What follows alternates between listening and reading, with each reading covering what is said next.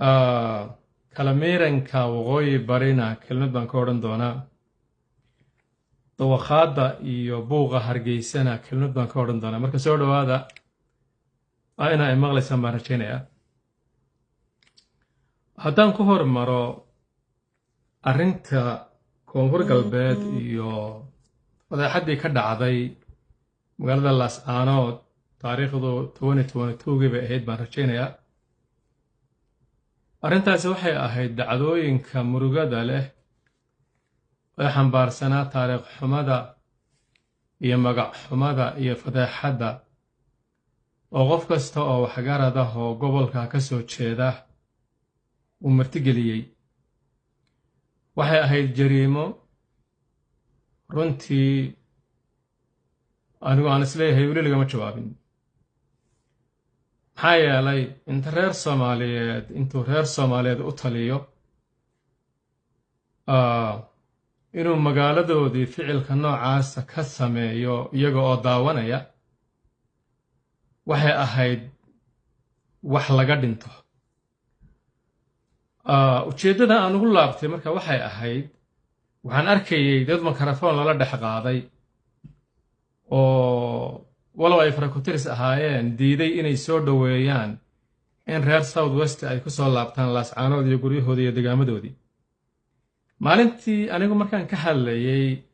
meesha kama aanan saarin inay jiraan ashkhaas maamulka riddada alla fekera riddadu waa snm weeye cidda keliyaho maanta istaahisha in riddada loogu yeedhaa iyaga wey maxaa yeelay iyagaa dadka u sheegay inay diintii beddeleen oo ay qaateen wax loogu yeedhay ibraahimiya kama aan saarin meesha inay jiraan ashkhaas ku raalli ah waxan marka waxaan idhi ciddii reer laascaanooda oo mataladaa ku faraxsan iyo nimanka halkaa ka taliya ee maanta ficilkaa ku dhaqaaqayba waa inay ogaadaan dunida inuu ilaahay iska leeyahay bagcadaha ilaahayna isagu uu ummadaha isugu keeno haba yaraatee arrintani inaanay jawaab la'aan noqonayn ee ilaahay uu ka jawaabayo laascaanoodna ilaahay uu u jawaabayo kuwa ku raallida noqday mataladaas maamulkaana ilaahay uu u jawaabayo subxaanahu wa tacaala waxaan xigtay aayaddii qur-aanka ahayd ee ahayd wataquu fitnatan laa tusiibanna aladiina dalamuu minkum khaasah wacalamuu ana allaha shadiid alciqaab waxaad ogaataan inay fitnadu waxaad ka cabsataan fitno aan ku koobnaanayn ashkhaasta geysatay laakiin idin wada camamaysaa marka wixii la ogaabaa laascaanood si khaasa ugu dhacay wixii la ogaabaa maamulkii meesha ka talinayay si khaasa ugu dhacay ilaahay baa mahad u sugnaatay subxaanahu wa tacaala qiyaamaha inta laga gaadhayo foolxumo ay la noolaanayaan baa loo xambaariyey laascaanoodna ciqaabtaa ogeydeen baa la mariyey wixii oo duqaynahaa baa ku dhacay dadkeedii baa la eday afarta jahaal laga xidhay cirkaa u bannaanaa haadihii ciqaab min rabbi alcaalamiin bay ahayd dadku waxay shaqaysteen ama ay qayb raalli ka noqotay ayaa ilaahay subxaanahu wa tacaala kaga jawaabay duruusta marka in wax laga bartaa waa muhim lama rabo inaad noqotaan xoolaha daaqa oo kale taariikhdu waxay u jirtaa in wax laga barto cimriga iyo caqliga waxa laysu siiyaa in layskula xisaabtamo inaad sida geela isaga noolaatid ma aha reer south west waa soo dhoweynaynaa gacmo furan baan leenahay ku soo dhowaada roog cas baanu u dhigaynaa keligood ma aha qof kastoo soomaali ah oo muslima oo waddaniya baa looga yeedhayaa waqooyi bari qodobka intasan ka odhanaya qodobka labaad dekadda boosaaso oo xidhan iyo dhibbi wool iyo deni ninkaasaad ka war haysaan dadku hadday baranayaan laakiin qofka qaa'idka ah ee liidarka ah waxaa la siiyaa muddo 6 bilood ah 6daa bilood qofkaasi qofku uu yahay wuu isu kaa sharaxayaa hadduu kula hadlana wuu isu kaa sharaxayaa oo waxaad ogaanaysaan kuu yahay oo carabta waxay yidhahdaan hadal aan kuu sheegay kaa tahay hadduu aamusana waad garanaysaa qofkani waxa uu la aamusan yahay doorashada maalintii la gelayay ninkan waxa qarka ula saarnaa inuu ka guulaysto ina diyaano ilaahay baa igu og salaad baan tukaday markuu dani guulaystay maxaa yeelay waxaan idha waddanku wuu sigtay wiil yar oo maraykanka u shaqeeya oo aan la garanayn baa waddanka gilgilay waxaana la doortay nin aan waddanka ka bixin oo duruufaha ummaddu la nooshahay wax badan ka og salaad baan u tukaday laakiin maxaa dhacay maxaanse ka idhi deni 2022 markii uu joojinayay lacagta shilin Soomaaliga ah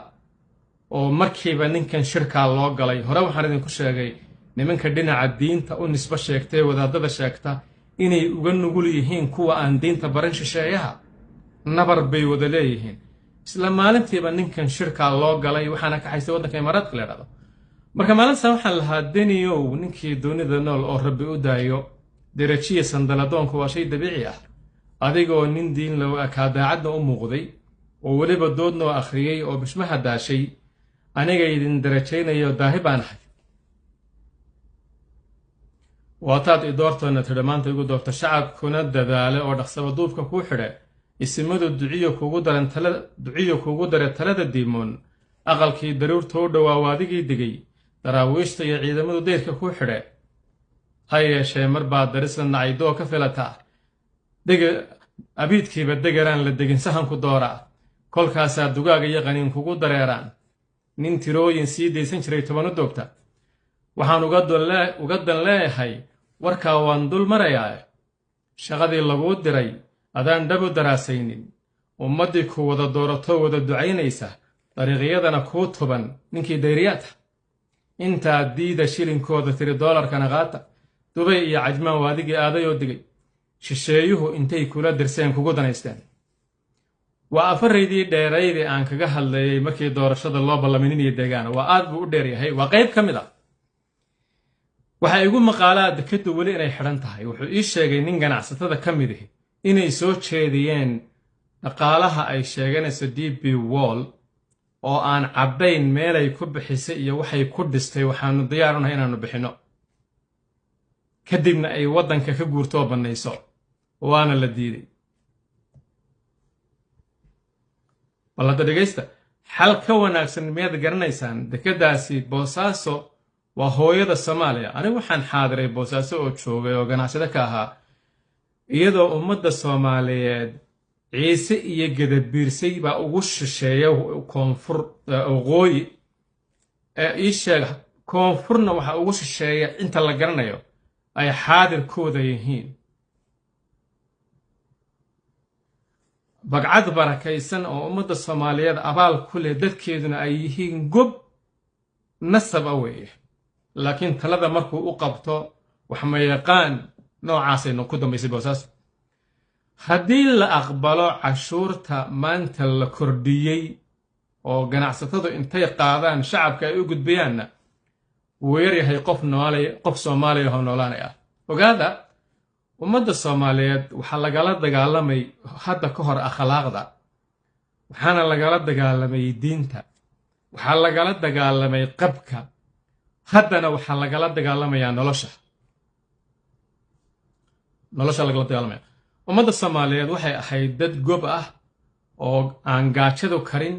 oo aan shisheeyuhu u hoggaansamin oo isla weyn bay ahaayeen inta taariikh laga qoray Soomaalida akhriya maanta waxay yihiin arka waxaan sheegayaa ganacsatada waa u mahad celinayaa dadkiina ha aqbalinina inaad dadkiina sarajooga ku baraysaan ha aqbalinina danina waxaan kula talinayaa intaasi dadka waa ay ku filan tahay ciidankaygii xasan sheekh baa ka haystay isimadayda xasan sheekh baa ka haystay ganacsigii xasan sheekh baa dekadii iga xidhay war waxaas xaaje ma aha xagee baad jirtay adigu marka dadkaaga la kaxaysanayo ma Puntland dhaqankeeda iyo ciidankeeda la kaxaysan kara qodobka intaanan ka bixin waxaan akhriyay shuruudo la yiri waxa lagu xidhay ninka la yiraahdo Jimcaale dhowr qof aan u diray reer Puntland markaan shuruudaha arkay isla markaan aan arkay dooda baarlamaanka Puntland taala oo looga hadlayo jinsiyadaha iyo wadannada iyo xuduudaha iyo magareeshinada waxa ii soo baxay shaki aan hore u qabay waxaan isweydiinayaa waxaa jira miyaa ajendayaal qarsoon oo Soomaalinimada ka dhan ah oo laakiin Puntland wali aan dadka u sheegin waxaan isu weydiiyey sarkaal Soomaaliyeed ciidanka xoogga dalka ah oo maadaama dalku uu federaal yahay la yiraahdo qaybta gobolka Puntland masuul ka noqdo in la dhibsado oo laga qayliyo oo sida fiinta looga qayliyo maxaa macna ah oo ku jira miyana ahayn haduuba xasan aqbalay xasan nin wax dheer yihiin ma aha nin xoolo dheer yihiin ma aha nin hub dheer yahay ma aha nin qab iyo qarannimo marti looga noqdo ma aha haddayba dhacday arrintaasi oo la yiraahdo taliyaha kontaneerada jimcaale loo magacaabay in loogana mahad celiyo la yiraahdo soo dhamaystir qaybta gaadiidka iyo hubka magaca Soomaaliyeed every single day lagu keenayo oo muqdisho ka degayana qaybtiisii soo raacay xirada konton iyo afraad ee emtiga aan soo buuxi miyaa loo baahnaa mise waxay ahayd in la yiraahdo bashardi waa inuu iscasilaa labo lagala weyn dani lagu wareejiyaa saddex dadka waa inuu fagaare kala hadloo yiraahdaa waxa ma rabo waruuxaas waa maxay waxaad ku dartaa ninka baarlamaanka ah wala waxaynu daris lanahay Soomaaliya oo gubanaysa xuduudaheenu waa iska furan yihiin magareeshinadeena ma shaqeeyaan xagee ninkaasi ka hadlaya waa maxay dooda noocaas oo baarlamaanka Puntland akhriyayo xagee waxaan laga keenay ajendahan yaa iska leh xagee Puntland noocaas ku taala Soomaaliya dariska la ah waayo Soomaaliyada gubanaysa xagee ku yaalin xuduudaha furan ana idin sheegaya ajendahani ma aha ajenda ay Soomaalidu leedahay mana aha ajenda uu dani leeyahay hadda ka hor baan waxaan ka hadlay kiiskii ilhaanadii iyo aflagaadadii buurmada uu geystay garaad jaamac garaad cali xafidahullah kadib waxa la igu yiri waxa ka khatarsanayd inuu ciro la kulmay dani kula kulmay meesha la yiraahdo Nairobi waxaan idhi ninkani waxa uu sameeyo oo siyaasadda u aragtaan khiyaarkiisa ma aha nin waxaan isagu join gareynayo oo dooranaya qofkan hoggaan baa lagu wadaa shalay buu idin sheegay muxuu idin ku yiri waxma kaba qaban karno shirkadu waxa ay doonayso waxba kama qaban karno waxa ay shirkadu doonayso siyaasad uu dani iska leeyahay uguma shaqeynaya very good example baan siinaya wasiirkii cadaaladda waxaan marnay inuu ahaa biciidyahan 1 week gudihiis 7 maalmood gudahood markuu dagaalku soconayay calmiskaad ayuu soo taagay wuxuu yiri argagixisada goosatada waxaan ka dambaysa iyaga dacminaya iyaga ayaa soo diray iyaga ayaa ka shaqeynaya weegi on demand soo taagay wuxuu yiri Soomaaliland walaalaan nahay da taariikh la weeye daris baanu nahay dadka noocaasa oo luqadda noocaasa ku hadlaya waxa la kireystay aqligoodii waxa la qaatay garashadoodii dalkan iyo dadkan iyo mabaadideena waa la iibsaday waxaan iyagu ma laha dadku waa inay ka taxadaraan wadada ay ku socdaan qofka Soomaaliya ka maqan ee wadanka daneynaya ee wadanka sida dhalada ay hortaala u daawanaya uu arkaya wadada Soomaalidu ay hayso inay wadadii halaaga tahay qodobkaas iyo Puntland dawladda Soomaaliyeed gubanaysa dariska la ah halkaas aan kaga tageynaa waxaan ku xajinayaa kalamiiranka meesha la yiraahdo waqooyi bari bariyahan mujaahidadii baa la hadal hayaa fahiima asalka anigu ma ahin nin gabdhaha falanqeeya halkan uma soo fadhiisan inaan falanqeeyo fahiima ilaahay subxaanahu wa tacaala baa mahad ku leh oo solonsiiyey oo ka adeejiyey fahiima inay gacantii la ogaa iyo doorkii la ogaa ay ka qaadato maamulka waqooyi bari waxa ay ahayd minbar inaba aan la xaqiri karin inta noolahayn anigu abaalkeeda waan haynayaa waxa jira waxa la yiraahdo taariikh wal waaqi qofka taariikhdiisa wanaagsan xumaanta uu sameeyaa ma masaxdo allaha bini aadamka abuuray baa toobad u furay aqbalayna qofku hadduu soo laabto inuu ilaahay subxaanahu wa tacaala u soo laabanayo maantana kuma faraxsani inay tiraahdo waxaan aadaya Hargeysa laakiin waxaan ku faraxsanahay ilaahayna ku mahadinayaa inay ka dhex baxday waqooyi bari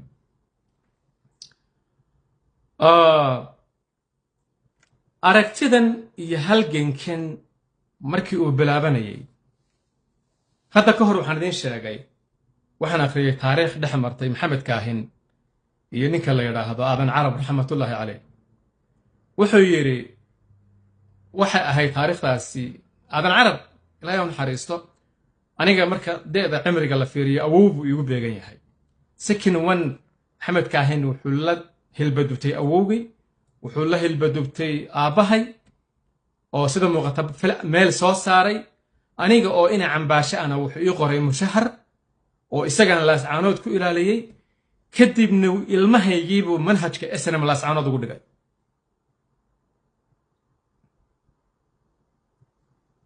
waa ila socotaan soo maa taariikhda snm intaa oo jaran jiro markuu ka soo gudbay ayuu taariikhda snm wuxuu ugu dhigay iskuullada laascaanood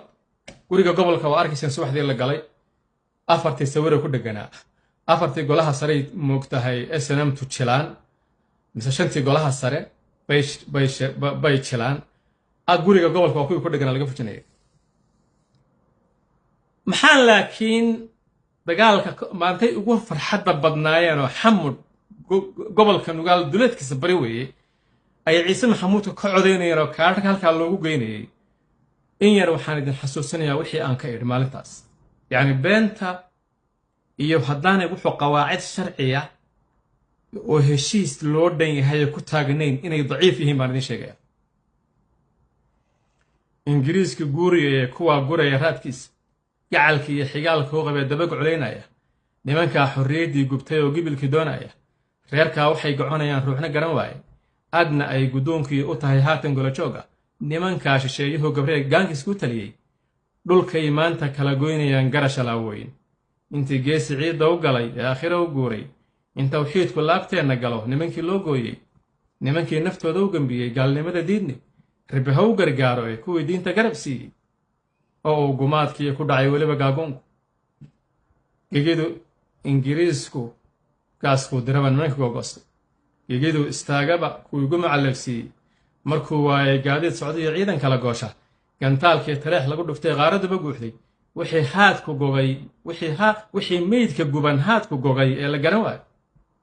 annagaan garowshiya ka rabin garab istaagtoonna gob hadday yihiin taa qoray garan lahaayeen maantana anoo aan gefayn eedna gelahaynin hal baan idin guddoonsiinayaa ku gamadaan gobonnimada soomaaliyeed waa gundhaar tahay annagaa go'aankeeda loo goynay waa hore hadba wiilal gaajoonayaa garab ha siiyeene gumaystiya nin gibilku sidaa kama guddoonshaan abiidkoodba geniyey watana waxba u goy maantana miday goobayaan waa ka garanmog 1950gii nimankani genayaasha maanta ay wataan bay wateen saasay u baayacayeen daraawiishta ninka la yidhaahdo raxmatullaahi caleyh bidafar xagaasna watuu lahaa halkuu geela tubay ina mariyo toogashadii koofil intaasoo tobood baan kufrigu teelo ii dhigan reer waqooyi bari marka waxaan rabaa inaan u sheego intaydaan fahimo ku mashquulin waxaa idinla dagaalamaya dowlado asalkana halgankan iyo guushan iyo nasrigan hadday cidi u nasab sheeganayso hablaha dhallinyarada ah iyo dhallinyarada jamaahiirtabaa iska lahaa laa isim walaa siyaasi walaa aqoon-yahan walaa qurba joog iyo raggii daali waayey ee jabhadaha ahaa waxaan xasuustaa ninbaa wuxuu igu yidhi 24 gaadhi baa waxay ka baxayeen waa doorashadaasi saarka ahayd ee baarlamaanka iyo dowladaha hoose 24 gaadhi oo hubaysan baa 3 gaadhi oo sanaaduqda doorashada wada kaxaynayay waxay geynayeen taleex markaasaa waxaa leeyahay aan carrawno galabta wuxuu yidhi ninkii ciidanka watay waa casar weeye taleex iyo tukara inta loo kala sidna waa taqaanin wuxuu yidhi hadda bixi mayno waxaa laga yaabaa ina falaalog iyo cabdimadooba inay meelaha ku jiraan bixi mayne aroortii 8 aynu baxaynaa hala seexdo iyo hablihii aqbali waayey gumaysiga ah laascaanood ninka la yidhaahdo ishaag faarax bulayna waatuu lahaa dhalliintii dharbaanaha ka rogay dhaxalka sooyaalka dhalliintii dhabada goosatee kor dhawaaqaysay halgankii u soo dhididayeen yaan la dhicisaynin wiilashii ku dhiiraday shilkaha ee qabsaday dhuunta wiilashuu dhashay ku horjarjaray uu ku dhacay sowgu wiilashii dhafoorkii wadnaha dhiigga laga keenay wiilashii dhufayska ugu galay dhadaradii naaxay wiilashii dharaaraha isxiga ciidda lagu dhoobay ee xabaasha dheer looga qoday buurta dhinaceeda halgankay u soo dhimanayaan yaanu dhicisoobin hablihii dhooligu markuu soo daldalo dhaawacyada jiidda dhakhtarrada hablihii joogay dhayayay boogtooda hablihii xinnaha dhaafay iyo dhaashi la ismariyo habluhu shisheeyuhu dhibsaday dhiirigelintooda halgankay dhexda u soo xidheen yaanu dhicisoobin waxaan idiin sheegayaa dagaalka oo socda every single day 9 bilood ee laascanada duqeynayay nimankaa waxaan weydiinayay waa maxay dagaalkan ujeeddada aa ka leedihiin maxaa rabtaan ina xaqiijisaan wallaahi alcadiim 14 isim haddaad dishaan inaydan laascanoo dib u xukumay wallaahi alcadiim haddaad dishaan 14 isim xaaraan bay ka tahay laascano dib nooga talisaan nimankani waxba ma xasuustaan waa u tegi doonaa marka waxaan rabaa inaan u sheego dad badan baa tegaya mabaadidan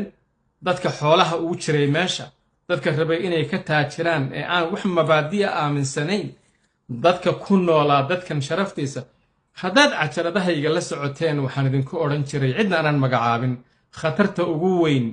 ee waqooyi bari ama SSC aakhirka iyo haddaba ay wajahayso waa akhlaaqda laga dhaxlay SNM dadka ay bartay sida loo hadlo dadka ay bartay waxa siyaasadda la yidhaahdo dadkaas mabaadi male oo diin male oo akhlaaq male oo waxba ma xasuusna oo waxba ma rumaysna taa un baa muuqanaysa waxaan rabaa marka inaan idhaahdo waa la kala miirmayaa wuxuu yidhi ninka la yidhaahdo nin reer ugaadeeniya ah nimankii af soomaaliga iyo maansada waa laga bartay allahayow la kala miiriyaya male la khayr raacin war waa la kala miirmayaa shaqadan inteeda badanna xafiiska garoowe ee madaxtooyada ayaa fulinaya ma garanayo anigu reason ay reer waqooyi bari nimanka maanta talada puntland hayaa uga dhigayaan inay somaliland noqdaan wallaahi alcadiim ma garanayo ma fahmayo ujeeddada ay ka leeyihiin ma garanayo maanta haddaan hargeysa ka digo waxay ka macaashayaan wallahi inaanan garanayn laakiin waa iska nasiib daro finally waxaan kaga baxayaa ninka la yidhaahdo buuqa hargeysa ka taagan iyo soo dhoweynta reerkii mar bay wada hadleen ma kala hadhin dhaqan iyo siyaasi iyo dowlad iyo shacab laakiin intaan dhegaystay waxaa uga caqli badnayd gabadha la yidhaahdo faadimo ibraahim gabadhaasu maasha allah gabadh macnole weeye waxaan rabaa dadka inta miyirka qabta inaan u sheego dagaal baa dhacay oo waa la isdilay anaa la igu waaniyey ninka ciro la yidhaahdaa waa nabadoon officially buu ula hadlay dowladdii SSC khaatumo wuxuu ku yidhi fursad waxaa ii siisaan inaan doorashada ku guulaysto fursad waxaa ii siisaan inaydaan wax dagaala qaadin fursad waxaa ii siisaan inaan meeshaa tago maxaa yeelay isbeddel baan wadaa waa maxay isbeddelkaa wadaa waxaan wadaa isbeddelkaas waxa weeyaan nabadda baan ka bilaabayaa maxaabiista sii daynteedaan ka bilaabayaa waxalla waxaad jeceshihiin baan samaynayaa haddaynu isfahanno dowlad baynu wada dhisanaynaa haddaynu isfahmi weyno soomaaliyaynu wada aadaynaa waddadii cali khaliif jeexay baan marayaa bilaahi calaykum anaa la igu waaniyay ninkaas odayga ah ka laandheere ciyaalka odhan jiray tiktoka moogtay dee ninbaa waxaa la yidhi maalin kasta maxaad u keentaa waxa islaantaadu kuu sheegto markaasuu yidhi qof weyn oo kula jooga so wuxuun ka qaadan maysid ereygaa igu qaata wallaahi alcadiim waxaa laygu yidhi ninkaasi inuu guulaysto doorashada ku soo baxo ninkaa mujrimka ahi meesha ka baxo khayr baa ku jira maxaa isbedelay marka anigu waxaan idhi marka nimankaas waxaa lagu dhaariyaa been wey waxay u dhintaan been wey dadka waxay u dilaanna been wey hal xaaraanihina nirig xalaala ma dhasho ilaahay baan idinku dhaarshay guddidii wada hadallada la magacaabay August 25 nabadda sidii loogu dhawaaqay baa ilaa ay hadda loo raadinaya waa maxay ujeeddadu waxa ay tahay dadkan xabsiyadooda wax macana ma samaynayaan waddadan xidhnaanshaheedu wax macana ma soo kordhinayso dadku inay deris walaala noqdaan oo mabaadi iyo ajendayaal nabadeed kala qortaan baa muhiima Soomaaliya oo dhan baa maanta badbaado u baahan aaway wixii la doortay marka war wixii aynu dooranay oo aynu sugaynay rabshada ka qabnay muxuu ahaa aaway guddi heer sare ah baa la magacaabay oo fahimo soo dhaweeya dad hadda ismoodeen wataa darajadiinii daanyeerada idinka ron daaqgeeda waxaa buunbuuninaya arrintan oo aan ka warra waxa in facebooka Bakayle ninka la yidhahdo Bakayle fiiriya boostiga shalay wuxuu ka mid ahaa dadkii laascanood ka dagaalamayay ereyo anigu aan ka xishooday oo dhalinyarada aan ka waaninayay wallaahi alcadiim buu isticmaalay hadda qoran cali hartibaa cunaya buu lahaa ciidankii Somaliland weligay iyo allahay waxaan lahaa inamada meydka ha sawiranina maxaabiista si wanaagsan ula dhaqma meydka ha isku sawiranina dadkani Soomaali weeye taariikh baa qormaysa waxaan ilaahay baa xisaabinaya qiyaamaa jira qofkii aan adduunna ku xisaabtamin aakhirana ku xisaabtamin waxa la wuxuu rabana sameynayay waxa la yiraahdaa Benawaasko waa laabudda inuu xasuus badan yahay nimanka la yidhaaho SNM iyo dadka ay maanta u talinayaan iyo waddada ay ku hagayaan waa waddada dowlad iyo dhaqanba isku raacday in Fahimo Quujo la soo dhaweeyo Fahimo Quujo hadday wax u goynayso ha u tagto laakiin waxaan idiin sheegayaa oo Fahimana u sheegayaa Hargeysa kuwa ku socdana u sheegayaa intii ugu midnayd reer waqooyi bari ama reer SSC oo nimankaas ii sheeg xilka u doonatay si xun baa loo wada dilay hal nin abaa la toogtay oo si sunta loo siiyo la garan waayay raxmatullaahi calayhi aniga adeerka Cismaan ninka xabad baa lagu dhuftay wasiirana dilkiisa qorsheeyay dadka sida xun u dhintay haddaan idiin dul maro qayb ka mid ah waxaa ka mid ah qaybe waxaa ka mid ah fagaadhe waxaa ka mid ah cali sandulle dadka badankiisa Fahimo Quujo waxay ku xasuustaan iyadoo dul fadhida cali sandulle oo qowlalka ka sii deynaya dhareer oo ay leedahay kuwiina Hargeysa joogo ku qodra qaata cali sandulle ka mid ah ina caydhowla ka mid ah waxaa ka mid ah xaabsade oo hadda geeriyan oo midna aan hayn oo Mareykanka sariir saaran waxaa ka mid ah dabcan kuwa hadda u socda Fahimo marka hadday nimankaa wax ku soo kordhinayso ha aado laakiin reer waqooyi bari waxaan u sheego niman saaxiiban nahay baan xigmad ka qortay isla ray maanta oo waqooyi bari ka sheekaysananay wuxuu yidhi nin baa wuxuu la dardaaramay wiilkiisa wiilu awow u yahay wuxuu yidhi awowe danna ogow dandarrana ogow waayahay wiilku wuxuu yidhi awow dan waan gartay oo dee danteeda u ilaashanaya laakiin dandarrada maxaan ku sameeyaa wuxuu yidhi dandarrada haddaadan ka shaqayn oo aadan waxaan dantaada ahayn aadan waqti siin waxaad arkaysaa adigoo dad kale addoono ah ficlan waa wixii ay waqooyi bari ahayd 30 sano ugu dambeeyay nin quwaac hela nin qaraab hela hala waxaan idiin sheegay 97 oo markii ugu horreysay uu burco soo dhaafay nin reer laascaanood ah oo wasiir sheeganaya maalintaasaan waxaan idhi war dhegaysta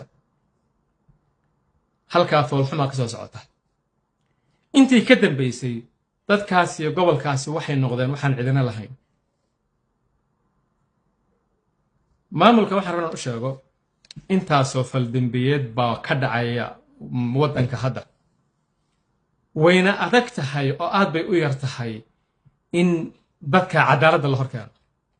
laakiin waynaad ogaataan nimanka la dhahda SNM inay maamul noqdaan dhiigooday u daadiyeen wayna kala adkaadeen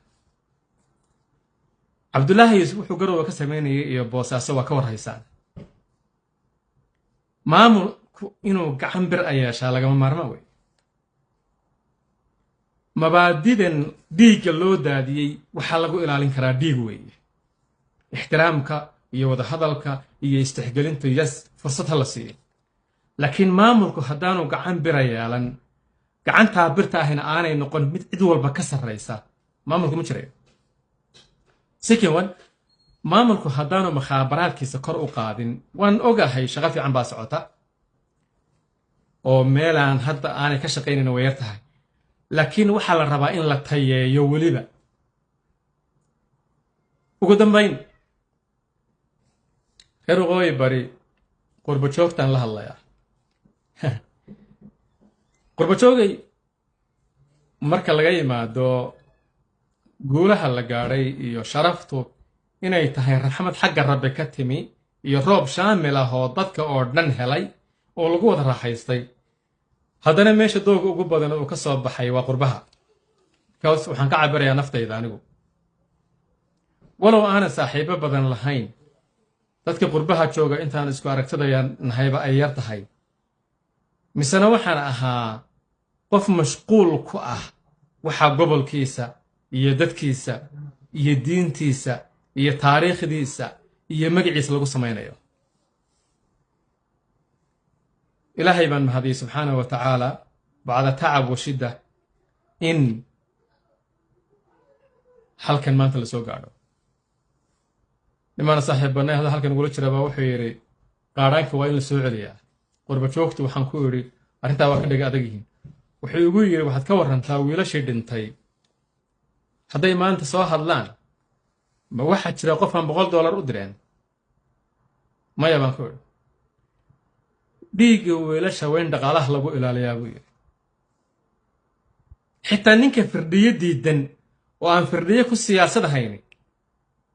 dee maamulka firdhiya ma leh talada firdhiya ma leh waqti mucayana buu leeyahay calaa kulli xaal waxaan rabana idhaahdo waxaan idinku baaqayaa fariin degdeg ah oo odhanaysa waa in boodhka laga jafaa sanaadiiqda dhaqaalaha khaasatan ciidanka quwadaha is-haysaan mar baa dani qasbaysaa qaran jira mar buu noqon tulkaa qoraya taariikh qosol iyo marbay farax ilmadu kaaga soo quban axmed ow jaamac raxmatullaahi calayh gabadhii reer ogaadeenuu kula hadlayay 1977 sida uu sheegay markii dagaaladu ay soconayeen waxaan rabaa inaan u sheego dhallinyarada qurbaha iyo hablaha iyo odayaasha hawlka madaalo weli waa hogadii waqooyi bari wallaahi alcadiim been sheegi maayo waysan qabaa wallaahi alcadiim ma faanayo mustaqbalka soomaaliya weeye yaa gaadhaya yaa dheefsanaya yaa xaadiraya ilaahay baa garanaya waa rajada waa mustaqbalka waa magaca waa sharafta soomaaliya waxaan ku waafaqsanahay sheekh cabdi xirsi dowladda maanta ka jirta ee weliba wakhtigeedu u dhammaaday inaanay priority iyo muhiimad siin maamulkaasi mowqaca uu ku fadhiyo laakiin ruugga ninkii isku dhuftaa isagaa u dhintaya khiyaaray intaasaan odhanayaa guul baan idiin rajaynayaa fariintu waa inay gaadhaa meeshay ku socoto shaqadaan idinkaan qaban karaa asalaamu calaykum aad baan idin salaamayaa doctor cismaan iyo khiyaarta ku jirta xasan guhaad iyo oday khaatumo guuliyo gobonnimo asalaamu calaykum